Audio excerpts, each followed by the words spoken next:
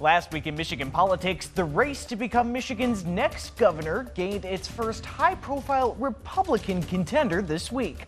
Why this state senator says it's time for change.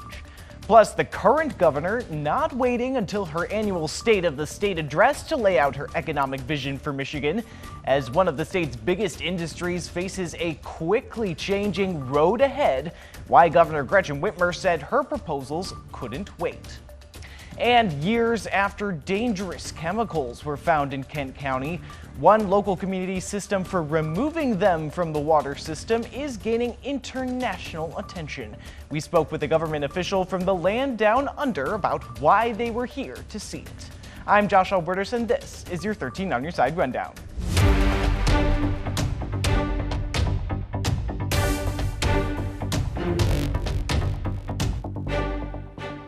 We begin with your voice, your vote, and a new election season already underway.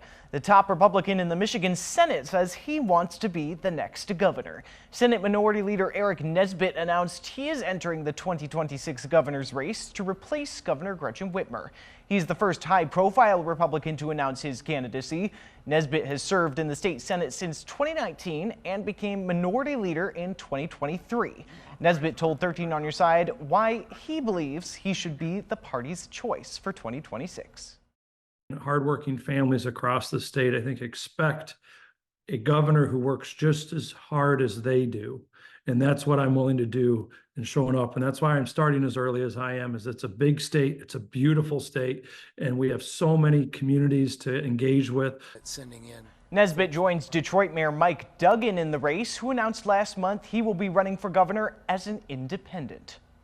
And as the auto industry continues to change, what is the road ahead for the state that put the world on wheels? Governor Gretchen Whitmer gave an address at the Detroit Auto Show this week on that very topic. Here's what she had to say.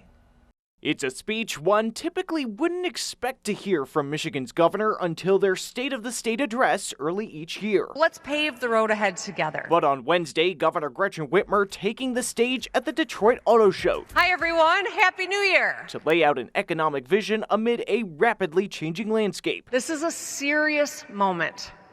Right now, the future of the entire auto industry is at stake. Whitmer speaking to what she sees as the road ahead, in particular for its auto industry, which, according to the Detroit Regional Chamber, contributes hundreds of billions of dollars a year to the state's economy. What defines the auto industry is changing in front of us. We must stay nimble to support businesses that are already here and win new ones too. But the question is how to do so. The governor laying out 5 proposals. 1, a new Make It in Michigan Auto Job Fund. 2, a new payroll tax cut called Hire Michigan. 3, a more streamlined strategic site readiness program. 4, more investments in housing, placemaking, and brownfield redevelopment. And finally, 5, more investments in transit, including buses and rail. But did it land with Republicans who now control the State House? One House Republican told us, I thought it was encouraging, just her message in terms of working in a bipartisan fashion. But some of what he believes has happened so far, he said, needs correcting. Handing out,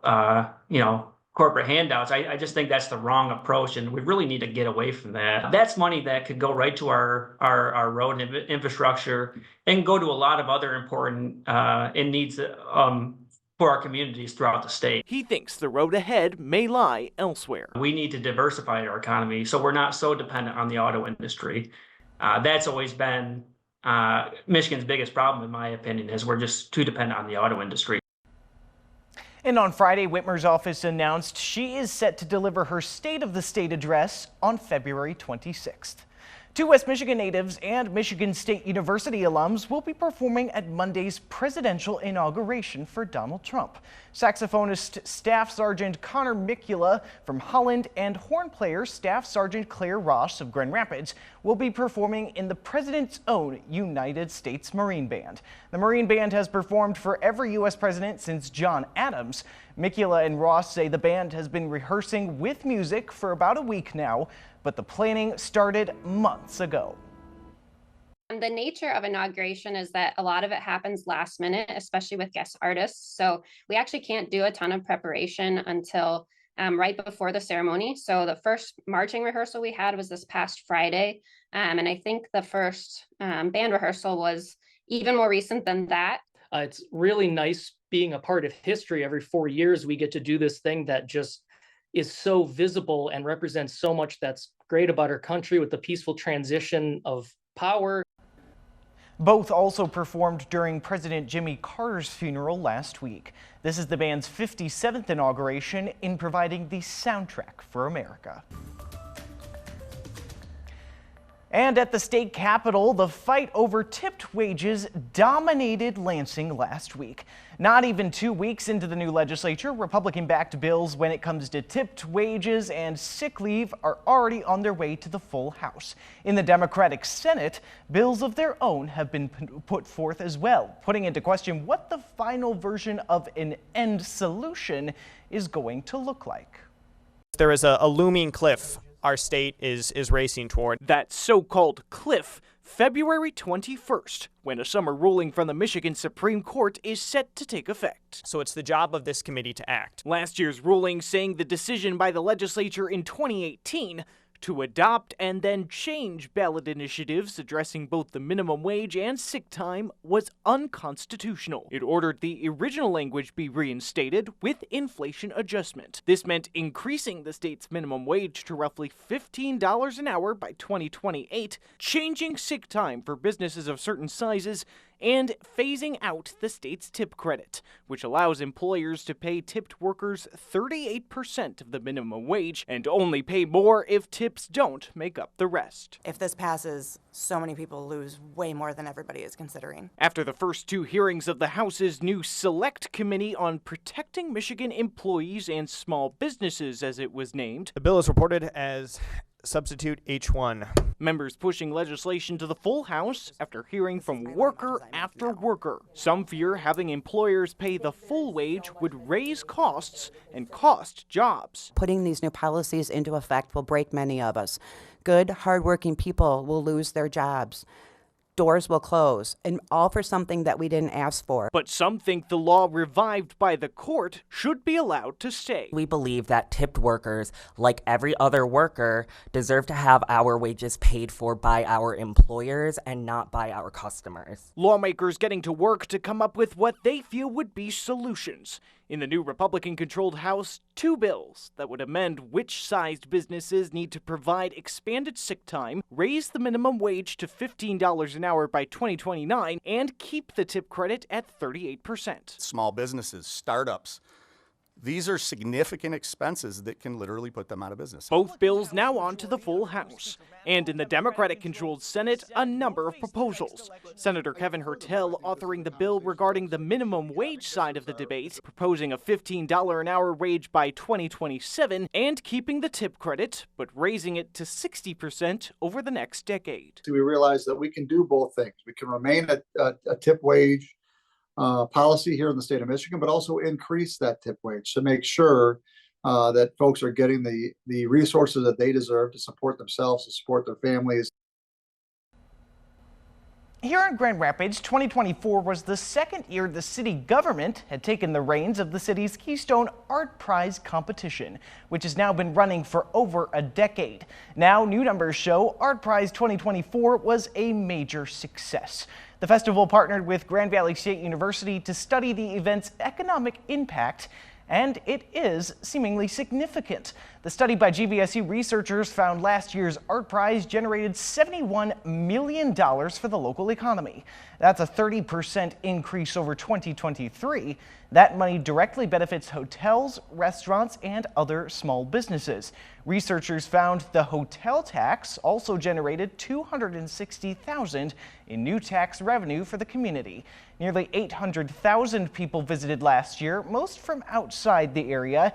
And because of their experience during ArtPrize, a large majority say they will visit Grand Rapids again. They want to bring their family out and enjoy Grand Rapids throughout the year. I think that this really helps to create the positive expression, the positive experience that attendees have while coming out here and our visitors. And I think that's really attributable to the clean, safe, and inviting public environment that we provide here. Artists participating in last year's ArtPrize came from 37 states and 42 countries. Executive Director Catlin Whittington told us ArtPrize did increase its national marketing efforts this year. He also said working closely with Experience Grand Rapids to market the city as a destination also helped a great deal. This year's event will run from September 18th through October 4th.